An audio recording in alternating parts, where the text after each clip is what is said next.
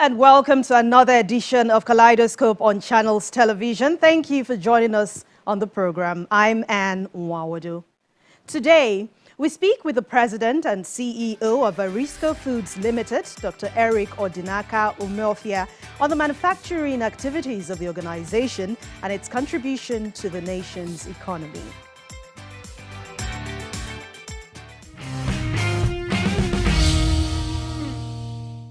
Once again, welcome to Kaleidoscope. Let's begin with a short introduction of Erisco Foods Limited, a Nigerian brand that has grown to become a household name in food production, rising above the challenges in the manufacturing sector right here in Nigeria.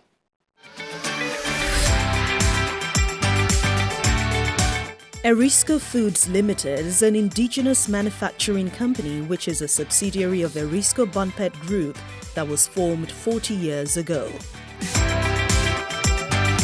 The subsidiary was registered with the Corporate Affairs Commission on February the 24th, 2004 as Erisco Foods Processing Limited and started manufacturing operations in 2010, producing various food items, including brands of tomato paste in sachet form and tins, with an installed production capacity of 450,000 metric tons per annum, making it one of the largest producers of tomato paste in Nigeria and Africa, with a staff strength of over 2,000. Erisco Foods Limited has added to its innovative products as the first company in Nigeria to produce fresh tomato as sauce in a tin. Known for its high-quality food products, the company signed a Memorandum of Understanding with the Defense Research and Development Bureau on December the 4th, 2018, with joint production and supply of meals ready to eat to the armed forces of Nigeria. Erisco Foods Limited has received numerous awards from various organizations in Nigeria, as well as recognition for being able to give back to society. The market zones and warehouses for its products are all over the country and are helping to meet up with market demand, which has continued to grow over the years. The company's distribution channels involve the use of major distributors who resell to wholesalers and then to retailers. Erisco Foods Limited is determined to make a difference in the manufacturing sector, promoting indigenous production and made in Nigeria goods, thereby adding value to the country's economy. Our discussion with the President and CEO of Erisco Foods Limited, Dr. Eric Odinaka Umuofia, reveals the giant strides made so far, the smiles and faces of people who have benefited directly or indirectly, and of course plans for the future. A journey that began almost 2 decades ago has grown to be one of the super brands right here in Nigeria. What's been the driving force and what has led you this far? Are you happy with the achievements so far? Yes, well, I'm very, very happy. I thank God, give God the glory, number one, for helping us right from Sokoto in Bungudu Road in the 80s to grown to Erisco Bumpet and now Erisco Foods as part of the Bumpet family. And our achievement so far is big, huge. We are happy, but we are not satisfied yet, because all we have achieved so far is yet to be counted according to our plans. We have huge plans for this nation as indigenous manufacturer, but the system of the Nigerian economy, rather than encouraging us, is frustrating us. Same time, we're happy because Nigerian people themselves, they have known that this is their own. So their patronage is what is brought us so far. And we thank them, we salute them. However, it's not about Erisco only. We're in Nigeria to make a statement that an indigenous man like us can actually have a big setup that's supposed to be international companies beyond Nigeria. because our system recognizes foreign international companies to be multinational in Nigeria, but they are marching on their own to be local national. So that is why we are not happy. And the implication is huge on our people. Lack of jobs, lack of confidence, lack of progress on our economy. And we are thinking that we are doing well when we are marching on low-hanging fruits. And that's why we, as Erisco Foods, with about more than 1,000 people employed, still striving for the sake of our own people. People we employ, everything employing, and the families, by extension, our employment extending to. It makes us to be too happy. But at the end, until, and of course, our system changes to support their own. We often talk about promoting indigenous manufacturing in Nigeria. Do you think the stakeholders involved in encouraging local production are doing enough to provide the needed support? Right now, there's no how you can get what you don't plant. I warned this many years ago, 4 or 5 years ago, that Nigerian government and system need to support our own. But our economic planners, rather, they don't do inclusive economy when we don't think of manufacturing as number one basis in the whole world is real sector and manufacturing. For years, we continue to do the same thing since 60 years, and it's not working because the system does not recognize manufacturing, and because we are not a manufacturing nation, it's difficult to do the paradigm change. Manufacturing can never be read in school. And what they can read in this economy, and the secondly, manufacturing is by gift and interest. And every manufacturer you see that is genuine, that defends his own people, money is not of interest to him much. But we need money to advance our businesses, to extend help to more people. Not like a medical doctor want to be a billionaire. He's joking. The passion is pushing us to be in manufacturing. If not for passion, you won't see us, people like me again. We have been in this business for long, and we've been doing what is right as a regional manufacturer. Erisco Food never imported any food product into this country. Why? None of them gives us what we can eat and be healthy. Only few can do that. Like one of that said in 2015 that all tomatoes imported into Nigeria, as 91.1% of them are substandard. But guess what? Go to market now and see many of them. Every day they start business, making sure we don't produce. And like system wants us out of the way so they can take over. And government is leaving we and the local manufacturers and the imported ones and the smugglers to be fighting. When in the recent, only NAFDA can put the number of fake products in the system, they are go and impose on other people fake numbers. Some people have done that to me. Who do you complain to? And NAFDA will say it's safeguarding us. I agree, it's safeguarding us in some areas. What of many areas that is food that can kill systematically without even notice? But Nigerian, whatever you leave for them to continue to see, they will buy. Without knowing they are buying their day gradually. So that's why we made up our mind to invest on food, not because food have most of the profit on this earth. No. In Angola, I have a big money there, and I've almost sold my factory until Query. They pleaded with me to come to Nigeria. Let Professor Kwiri, so rest in peace. That everything is sanitized. Even though this one there, I can't tell you it's not doing well some areas, but major area that is important is sanitized food. And it's low-hanging fruit for everybody. If you go to market and check all the foreign products and announce them they are not allowed to, they have been banned. Why are they still in the Nigerian market? Can you try it in China or America? They will jail you. Only in Nigeria, everything goes. Upon that, if not because of investment, overseas that is supporting us here, we have closed down. They are surprised. I don't have support from Central Bank for more than 4 years or any other institution in this country.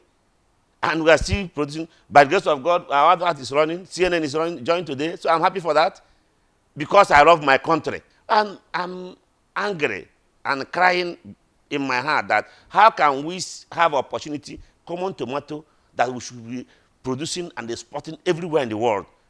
We are still importing it. We allow it to be imported. See tomato, see peanut, see cashew nut, see cocoa. We are still exporting it raw, and we are proud they are getting export of the. What must we be so? We should produce those things here, easy for us to do. We are not doing that. And every day we hear the economy is doing well. I want to see, but I thank God we are still doing well because money is not my driving force. And it's gone to a border now that I can fold out anytime and go to the country that make more money. I just here because of my customers, my people that have confidence in us. Simple. So talking about customers and people who have confidence in you, it means that you've done a lot already to put smiles on people's faces. Share some of those experiences you have. We've done a lot, and a lot. First, customers having confidence in us, not only blind by not checking. Like we have all the big churches, schools in this country, schools, universities, they have tested our product and confirmed we are #1 grade. And they're happy to eat our, and we're happy we are making people to live better. How about in CSR? We have done a lot. We can't even count them, but unless we go through the list. Like during the NSAS, the position in my town, Amish, was burned totally to the ground. We rehabilitated it fully, we equipped it, and they bought in the vehicles, they damaged. And we thank God, today they are operating, and the IGP acknowledged it and thanked us. Also, with medical outreach, we gather some doctors to help our people to see to their medical needs. And that is as a group. But individually, we keep responding in almost every week issue. Where do I start? In the first place, I'll build 2 churches and build 2 mosques. And because I believe in good people, humanity, not religion. In my own town, over 100 people have gone to university on my expenses. Some of them are bankers now, lawyers, a lot of them. And recently, in my own village, Ebanata in Amish, Neusar. Mind you, Amish is where the Civil War ended. There in my village, checking the hardship of people, we made money and said, what do we do with this money after that? So we decided to, every man in my village today, he having my 1 million naira to do business. Every woman, 500,000. The entire village. So it's not a small project. While you are coming, you see a lady that is by our reception. She actually used service copper that had accident and no money to pay for it. I paid the hospital bill, do everything, give her hand, and employed her for over 5 years now. She's been taking good salary.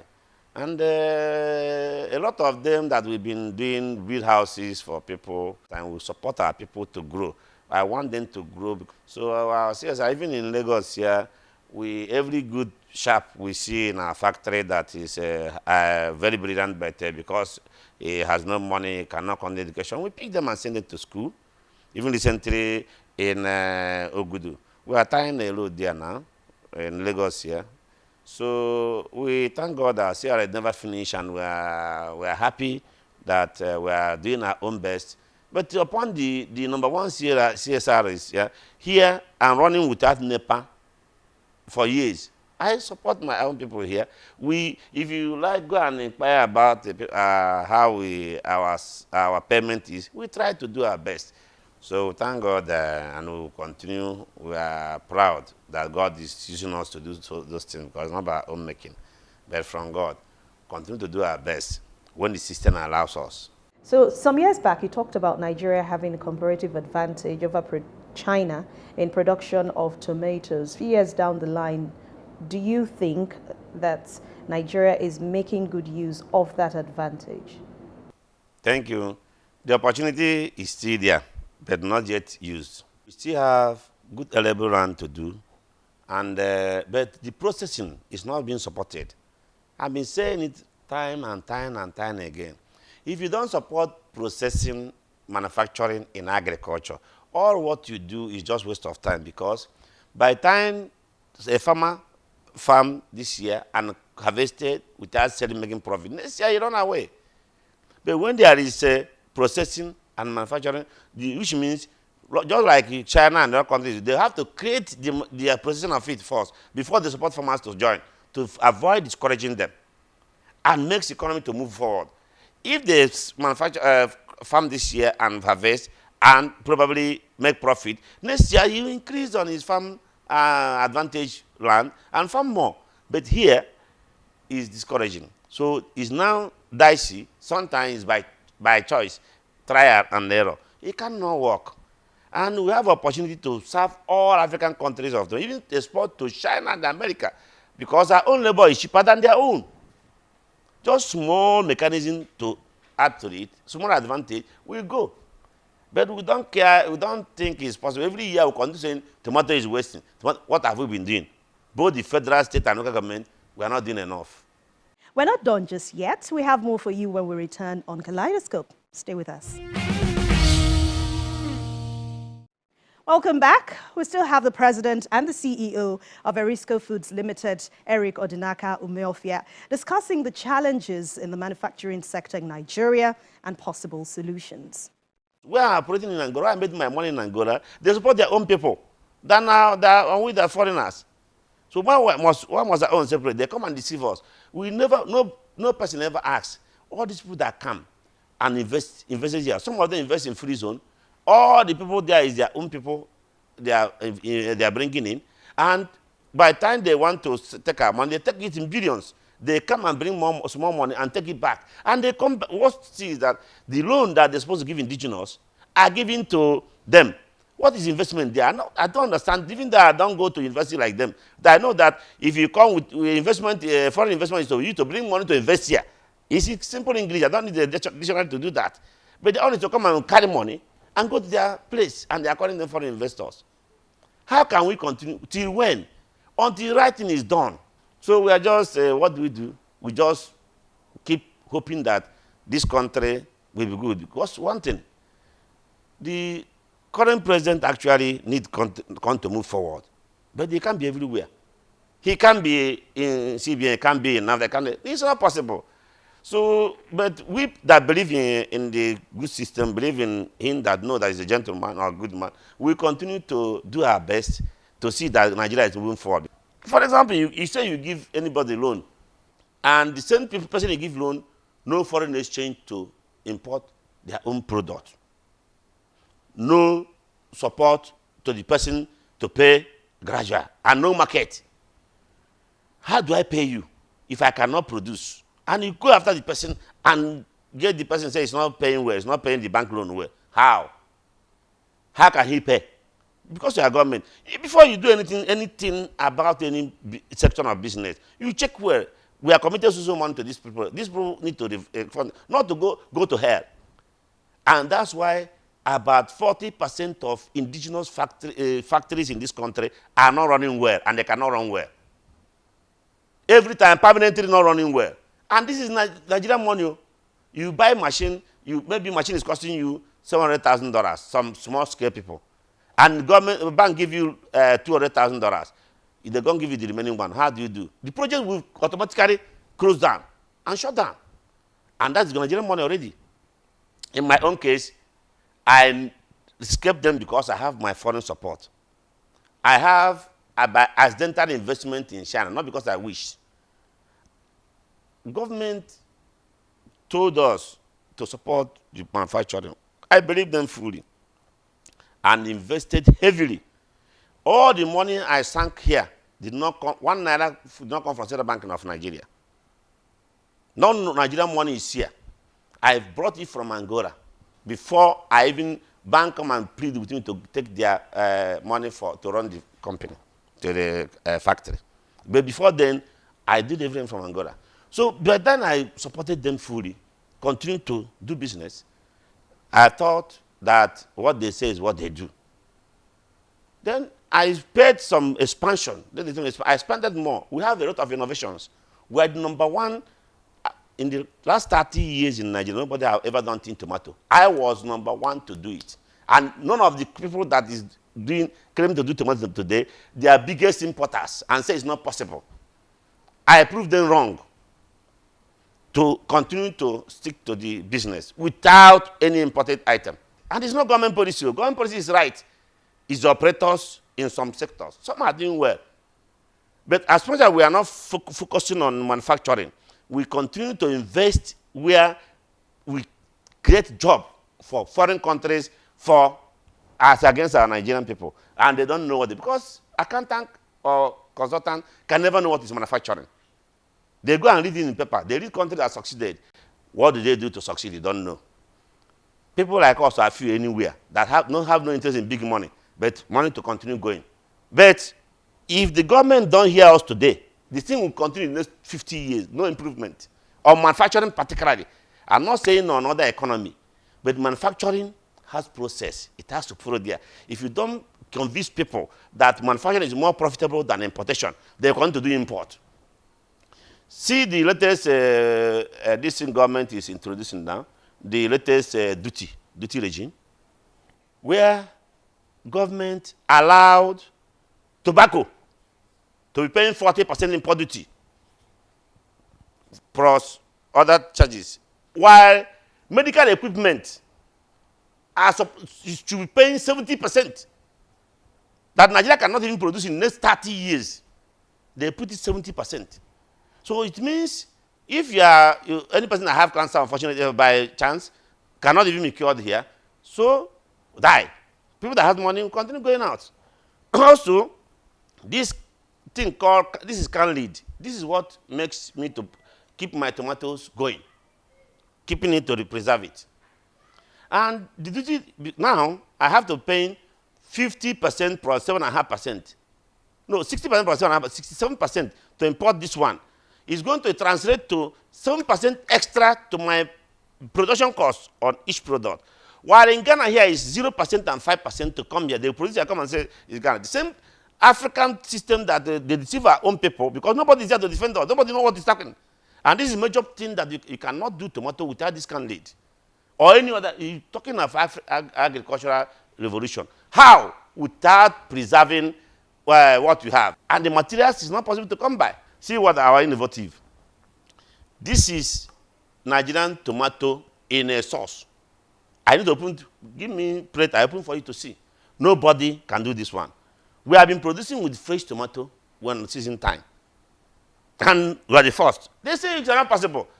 Because if you transport from the north to here, when we are doing experimental issue, it will cost you because of my nation, because of my love for my nation. I did it to make the pilot order. When the president's wife come herself to commission it because she was interested to create job for Nigeria. That's her interest to come herself to commission it.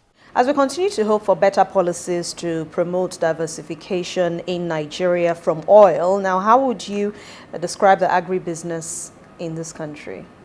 Agribusiness is where it's happening to Nigeria and the Nigerian economy because we don't have an alternative. Oil is artificial money. So the fuel is burning out. So the oil money is burning out in Nigeria. What is solid is agriculture. And it is vast. For example, China's need for garlic. China's need for ginger. We cannot meet it. Even for soya beans, we don't even farm corn that we use for industrialization. We don't even have farm enough cassava to support our industries. Those important industries like starch is not here.